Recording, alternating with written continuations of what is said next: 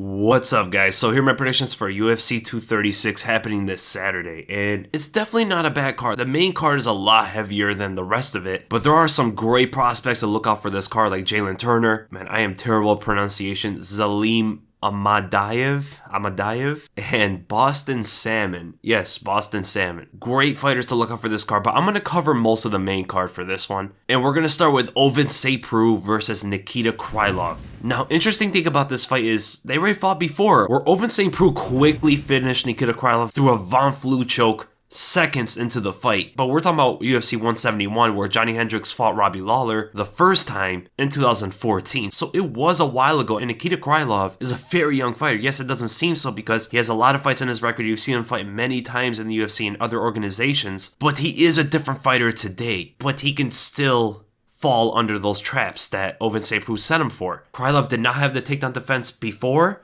and it has gotten better today. His submission game's also better today, and most notably is his footwork and his striking, especially his kicks. Preux is going to have the grappling advantage. I still believe it's very risky and even ill-advised many times to take Preux to the ground, unless you're John Jones or maybe Daniel Cormier or something. Taking down Preux is a no-no. Right? His submissions come out of nowhere, very unorthodox, Von Flue chokes, straight arm bars. I mean, even guys like Tyson Pedro can't do much to this guy on the ground, who's a high-level BJJ practitioner himself. And on the feet, I think Krylov is a lot better technically. He is a lot better with his positioning. He's a lot better with his footwork. He's a lot better with his kicks. He's much faster on the feet. And before, he was a lot more plodding in front of Preux. Nowadays, he's always moving around, always switching stances, always looking for his positions. So it's going to be a different striking battle. But Preux also does have those sneaky, unorthodox strikes that come from angles you even catch in your geometry class. I mean, this guy throws shots everywhere and from anywhere. So my prediction for this fight, it's a tough fight to call. I do think it's a lot closer than before. I mean, like a minute or so finish. It's not going to happen this time, I believe. But I'm still going to stick with Preux. I think his takedown game is still going to be too strong. And I think his submission game is also going to be just a few notches above Krylov's. But I do see him getting stunned or tagged a couple times by the kicks of Krylov before he's able to get it to the ground. So I'm going to go with Preux. I'm going to go by a second round submission. Then we go to Eric Anders versus Khalil Rountree. This is going to be a good fight. This, I think, is going to be one of the best fights of the night. It depends how good Rountree's takedown defense is, though, because Eric Anders, maybe you don't think of him as some sort of a wrestler or someone who continuously goes for takedowns, but the numbers tell something a little bit different. He shoots in a lot, and that's going to play a big part in this fight with Rountree. Eric Anders has great power in his strikes as well, and he's as tough as they come, as you saw in this fight with Thiago Santos. I mean, even a guy as powerful as Santos is, who is one of the most dynamic strikers in this division, he had a hard time putting away Anders. Yes, he stunned him multiple times, but he had a hard time getting him out of there, even though he's a lot more methodical with his positioning than Khalil Rountree is. Surprisingly, Rountree is a lot more defensively open than Thiago Santos was, so this can go back and forth, but Rountree doesn't have the takedown defense that someone like Santos had. Not even close, so I could see Eric Anders trying to take this to the ground, throwing out some strikes to set it up first, take it to the ground and land some meaningful ground and pound, till later in the fight where Rountree probably gasses out a little bit. We have seen Anders go 5 rounds before. We could see Rountree gas out a little bit and Anders start to take the fight on the feet and mix up the wrestling more and more throughout the fight. So I'm going to go with Eric Anders in this fight, and I'm actually going to go by a third round TKO due to ground and pound. I think this might be the best Khalil Rountree I've ever seen in terms of well-rounded technical ability, but I just don't think his wrestling's there enough, and I think he's going to be matched somewhat with the strength of Anders. I won't be surprised if Rountree is going to connect on Anders and put him out, because Rountree has devastating power. He's extremely fast with his hands, and Anders can sometimes rush in a little bit too much head first and potentially get caught by a counter. So I'm going to stick with Anders. I'm going to go by that third round TKO due to ground and pound. And then we go to the co-main event and one of the biggest fights on the entire card, Kelvin Gastelum versus Israel Adesanya for the middleweight interim belt. The winner most likely going to fight Robert Whittaker. So Kelvin Gastelum is more of a boxer than anything. Yes, he is a wrestler, but he hasn't been going that route that much in his career, and the numbers don't lie as well. He barely goes for takedowns, never really attempts them, never really even fakes them, which is something he's going to have to do against someone like Adesanya. But then again, he hasn't fought someone like Adesanya since he fought someone like Uriah Hall, right? Both very good strikers, long, rangy, moving around, all that sort of stuff. And that's when Kelvin had to go for the wrestling, had to fake some shots, had to just go to his basics, go to his core again.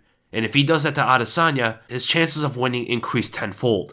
Now, if he's going to try to strike with Adesanya the whole match, goes for the same techniques he always goes for, such as the 1-2, the 3-2, the 1 left overhand, the 3 left overhand, sometimes the left body kick. I don't expect him throwing any body kicks at Adesanya. He's going to pay for every single time he goes for any of those attacks. Adesanya knows Kelvin's game on the feet 100%. I'm confident he understands it completely. You don't get to Adesanya's game and not see the things that Gastelum throws at you, right? But the wrestling is something different. Who is really attempting takedowns that is as good of a wrestler as Gastelum is against Adesanya? Only Derek Brunson.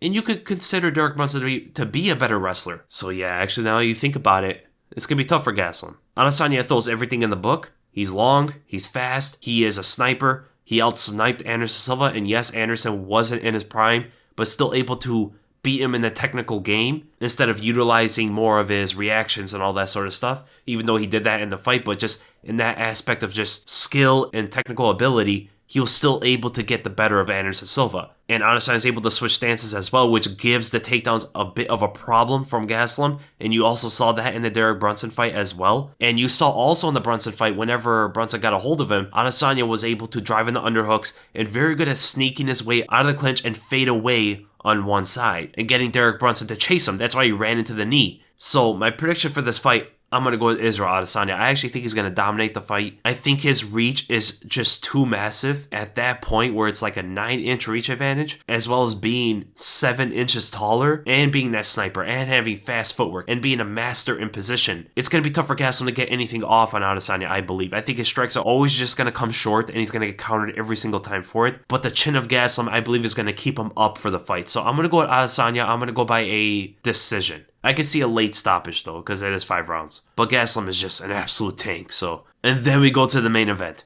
And potentially the best fight on the entire card and one of the best fights you could put on right now. Max Holloway versus Dustin Poirier 2. This time for the interim lightweight belt. The winner most likely going to fight Khabib, we'll see. But as we all know about the first fight, Dustin Poirier submitted Holloway pretty easily in the fight, but Holloway had some good moments. And we're talking about a very young 20-year-old Holloway, a long time ago where the match was even contested at 145. These two fighters are completely different than what they used to be. And nowadays, they are some of the best well-rounded fighters in the UFC. So Max Holloway, who is an excellent switch striker, throws everything in the book pretty much, spinning kicks, good round kicks. He's more of a volume puncher rather than a power puncher. I would say Dustin Poirier has the more power, but Holloway's going to be a little bit faster. Now, with Holloway switching stances, Poirier likes to just stay in the southpaw stance, and he loves to look for that left straight, also the right hook. Those are his best weapons. And due to Holloway always switching, it's going to give Poirier some problems finding his position to catch him with those left hands, catch him with those right hooks. And depending on which stance Holloway takes, the jabs can also be taken away from Poirier. Right? So Holloway for sure throws a lot more different kind of variety on the feet. I think he's a lot better technically. If they were to fight many other fighters, I would think Holloway is more successful with his striking than Poirier is going to be. But against each other is a different thing. Because Holloway, he relies a lot on momentum. He lets us start his momentum and then build and build and build to the point where it's an avalanche, right? It's a snowball effect. And if you can cut it off when it's just a snowball, before it turns to the avalanche, something that Conor McGregor was able to do before, Jose Aldo was able to do for the first round and a half in their first fight, Holloway has a hard time to get going. And Poirier's going to be able to utilize that game plan because of his power and because of the way he commits, and he has high volume himself, right? But he just has to get in position. Holloway is much better with his footwork, much better with getting away, much better with getting in. So he's going to be able to dictate a lot more of when the action is going to take place, which leaves you to believe that Poirier is probably going to be the one that's going to try to look for counter shots a lot more. If he starts reaching at Holloway and Holloway's moving around, he gives Holloway the ability to start countering him, and that's what's going to get the snowball effect to go, which I believe is going to cause Poirier to start going for takedowns a lot more. And that is where the game is going to be very interesting and almost unknown. Can Poirier take down Holloway? I think he can. He is a bigger fighter than the opposition Holloway has had in 145. And he is also a better wrestler, MMA wrestler. I know Lamas was in there. Lamas is a better collegiate wrestler, I believe. But Poirier, I believe, is a better MMA wrestler. And we did see Brian Ortega able to get Holloway to the ground briefly. So can Poirier take Holloway to the ground? I believe he can. Can he keep Holloway to the ground? That's a different story. We haven't seen Holloway on the ground that long, enough to see where his submission defense is at, his scrambling ability is at, his ability to stand up after a grueling grappling battle is at. That's the X factor in this fight, and that is where Holloway lost in their first fight. And that's where the psychological aspect comes into this fight. Where is Holloway going to be if he gets taken to the ground? Is he going to get flashbacks like before? Because even though it's a long time ago, those memories stay with you. Losses stay with you in your head. Either you're going to thrive in those kind of situations if they happen again, or you're going to break like you did before. It's going to be very interesting to see how that is going to play out in itself. So my prediction for this fight, it's extremely close. I think it's a lot closer than people think it is. Poirier definitely has the ability to finish this fight. Definitely has the ability to win this fight. I don't like to go with the safe picks, but for this one, with the X factor involved, and knowing that Holloway is a better striker than Poirier is, I'm going to go with Holloway. Slightly, though. Very slightly. Tomorrow, I can nod on Poirier's side. I mean, it's such a close fight. But I'm going to go with Holloway. And if he wins, I think Holloway is going to win by a 4th round TKO. I think he's going to overwhelm Poirier after the 3rd round. So here are my predictions for the rest of the card. Really interesting fights. I'm pretty high on Jalen Turner, Boston Salmon, and if you guys haven't seen his fights yet, some dynamic power, great ability to move back and counter, a great patient, powerful game that he has. Curtis Millender and Bilal Muhammad is a very close fight as well. Montel Jackson versus Andre Sukumtat.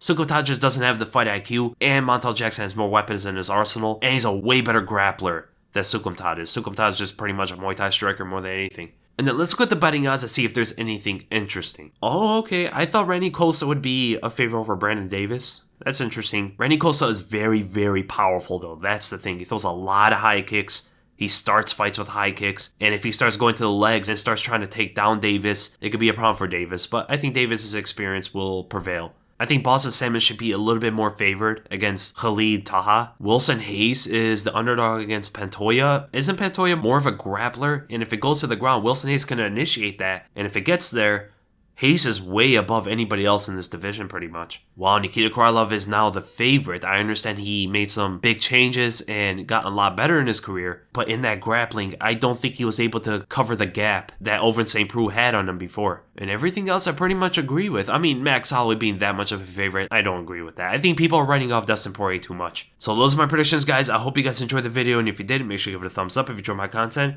make sure to subscribe. My next video is probably going to be the MMA prospects video of 2019, or it could be the content for the fights this Saturday, such as the reaction video and then the breakdown. So be looking for all those. And again, thank you guys so much for watching, and I'll see you in the next video.